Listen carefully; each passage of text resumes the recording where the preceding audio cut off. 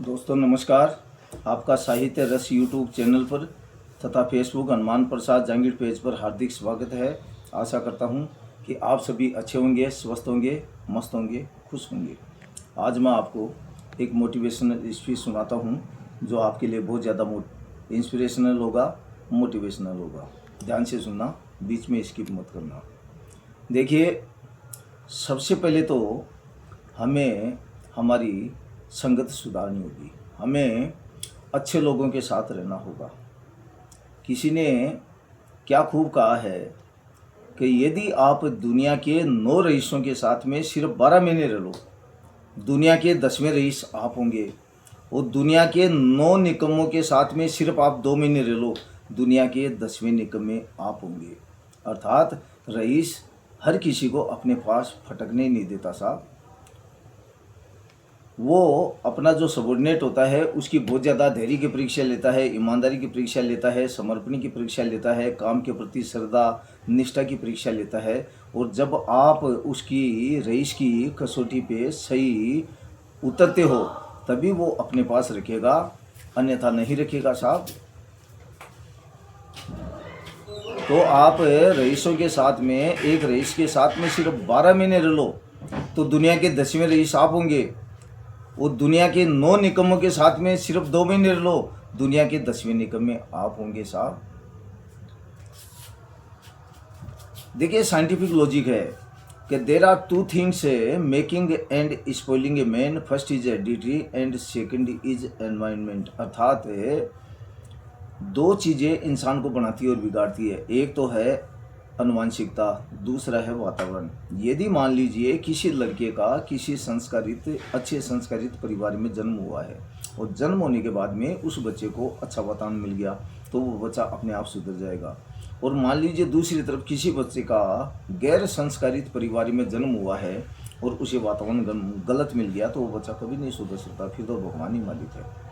इसलिए बच्चे को वातावरण सही मिलना चाहिए और इसका हमें पेरेंट्स को ध्यान रखना चाहिए साहब।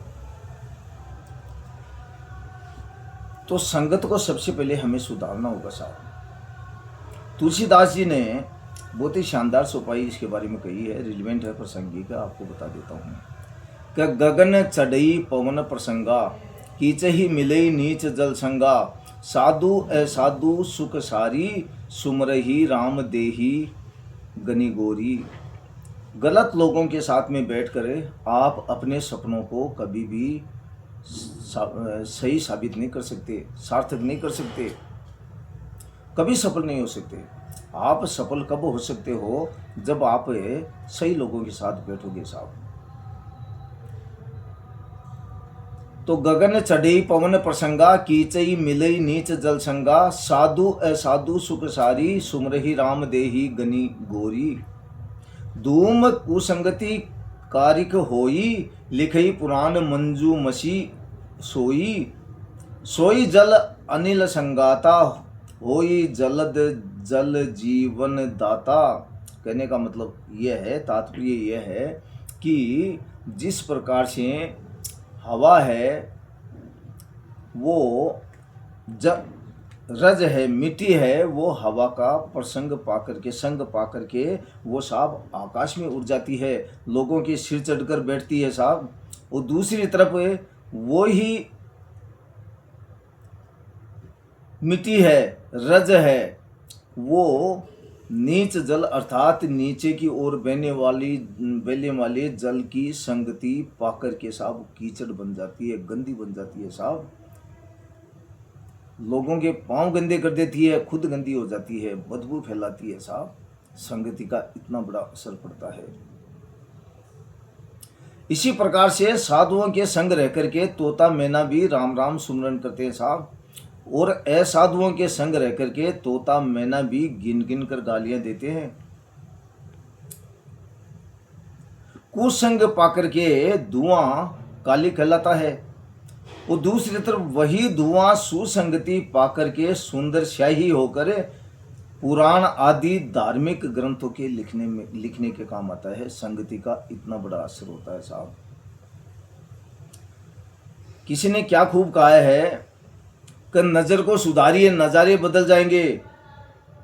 संगत को सुधारिए, सितारे बदल जाएंगे। तुम्हें कश्ती बदलने की जरूरत नहीं है यारो, किनारे खुद ब खुद मिल जाएंगे। ये देखिए रियल लाइफ ने वो ये वीडियो गेमिंग की तरह नहीं है साहब, कि वीडियो गेमिंग में बटन दबाया और आप आकाश में उड़ गए तुरंत। रियल लाइफ में ऐसा नहीं होता, रियल लाइफ में धीरे धीरे होता है। तो सूरदास जी ने बहुत ही सार्थक बात कही है कि धीरे धीरे रे मना धीरे सब कुछ होय, माली सींचे सोगड़ा रुत आए फल होय। अर्थात रियल लाइफ में धीरे धीरे सब कुछ होता है।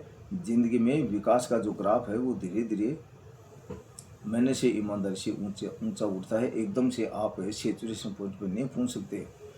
आपने बीज डाल दिया, पौधा हो गया तैयार, और पौधे में माली यदि 100 घड़े पानी के डाल दे, वो सोचे कि तुरंत इसके फल आ जाए, ऐसा नहीं हो सकता। फल तो रुत आने पे फल लगेगा साहब। कबीर जी ने क्या खूब कहा है साहब कि जात न पूछो साधु की, पूछ लीजिए ज्ञान, मोल करो तलवार का, पड़ी रहने दो म्यान। अर्थात